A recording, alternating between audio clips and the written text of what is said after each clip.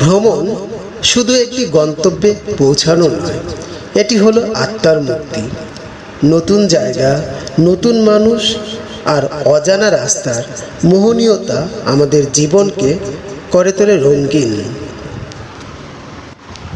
আর সেই মনকে প্রাণবন্ত করে তোলার জন্য আজ আমরা চলে এসেছি রোজ গার্ডেনে। রোজ গার্ডেন একটি প্রাসাদ যা সংক্ষেপে রোজ গার্ডেন নামে পরিচিত।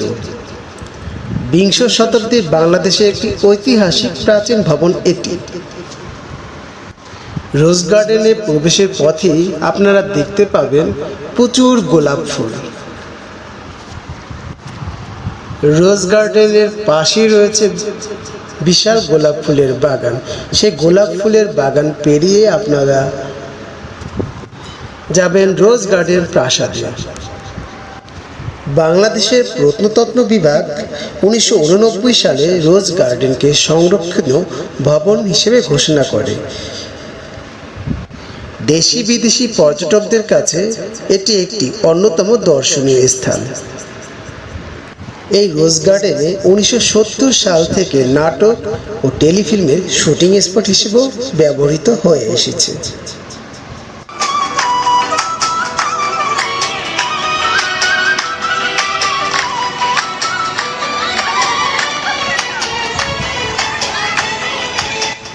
আমরা আজকের ভিডিওতে আপনাদেরকে জানাবো রোজ গার্ডেনের ইতিহাস, কিভাবে রোজ গার্ডেনে চলে আসতে হয় এবং রোজ গার্ডেন কখন খোলা থাকে এবং কখন বন্ধ থাকে।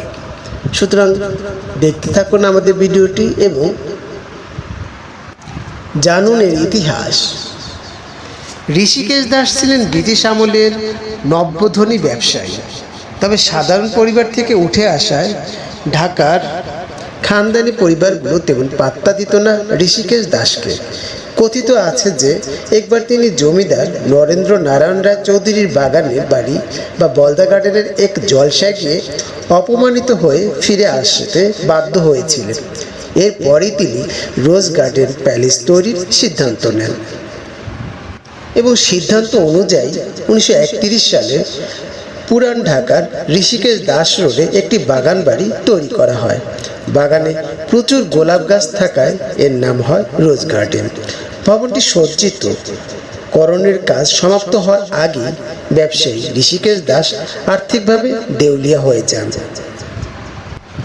1937 সালে তিনি রোজ গার্ডেন প্যালেসটি খান বাহাদুর আব্দুর রশিদের কাছে বিক্রয় করে দিতে বাধ্য হন। প্রাসাদটির নতুন নামকরণ হয় রশিদ মঞ্জিল। মৌলভী কাজী আব্দুর রশিদ মারা যান 1944 সালে। তার মৃত্যুর পর রোজ গার্ডেনের মালিকানা পান তার বড় ছেলে কাজী মোহাম্মদ বশির। 1970-এর দিকে বাংলাদেশ স্বাধীন হওয়ার আগে এবং পরে এখানে বিভিন্ন ধরনের নাটক ও টেলিফিল্মের শুটিংও করা হয়।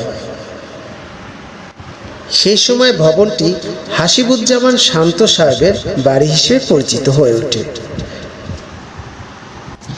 প্রত্নতত্ত্ব অধিদপ্তর 1989 সালে রোজ গার্ডেনকে সংরক্ষিত ভবন হিসেবে ঘোষণা করে, কিন্তু আদালতে মামলা করে 1993 সালে মালিকানা সত্ত্ব ফিরে পান কাজী আব্দুর রশিদের মেজ ছেলে কাজী আব্দুর রকিব। 1950 সালে তার মৃত্যু হয়। এরপর থেকে অদ্যাবধি তার স্ত্রী লায়লা রকিবের মালিকানায় রয়েছে এই ভবনটি। 2018 সালে বাংলাদেশ সরকার এই ভবনটি 331,70,02,900 টাকা মূল্যে ক্রয়ের সিদ্ধান্ত গ্রহণ করেন। এই ভবনটি 22 বিঘা জমির উপর স্থাপিত হয়েছে। ভবনটির মোট আয়তন 7,000 বর্গফুট, উচ্চতায় 45 ফুট। 6টি সুদৃঢ় থামের উপর এই প্রাসাদটি স্থাপিত। প্রতিটি থামে রয়েছে লতা পাতার কারুকাজ করা কাজ।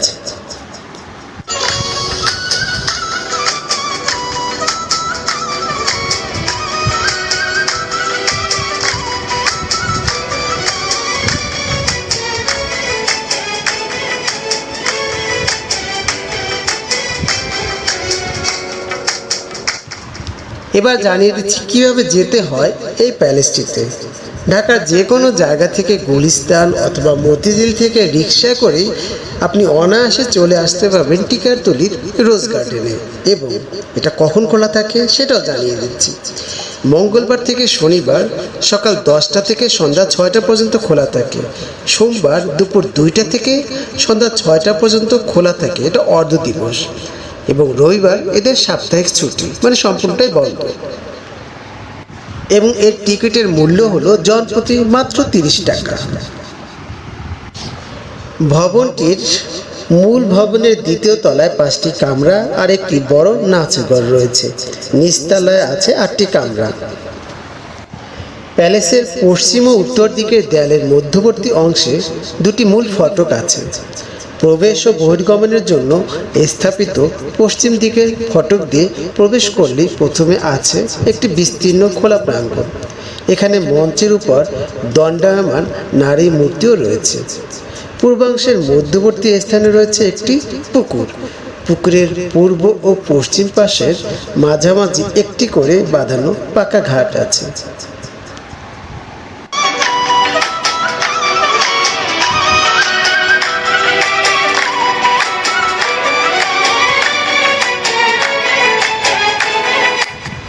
ভবনটির সামনে একটি পুকুর ভবনটির সৌন্দর্যটাকে আরো অনেক গুণ বাড়িয়ে দিয়েছে।